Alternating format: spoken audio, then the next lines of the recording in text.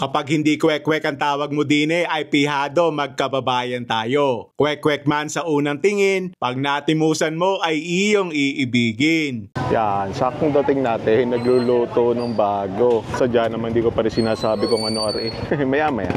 Yaw, bubusan na iyo. Yan. Ayan, good morning. Ano ang pangalan nyo? Melinda. Sa mga hindi ho nakakaalam, ano ho ang tinda nyo? Butchi-butchi. Ano ho ang laman yan? Kamote. Ilang taon na kayo nagtitinda din Bali, 44. Ba't ho gustong-gusto rin ng mga Batanggenyo? Kasi nasasarap pa siguro sila. Magkano ho ang isang balot to? Beijing ko po. 25 ho. Sige po, pa-order ho ng isa. Tari ang tinatawag namin na butchi-butchi. Yan, nakala nyo kwek-kwek. First bite. Thank you, Lord! Crispy yung labas, yung loob, smooth and mushy.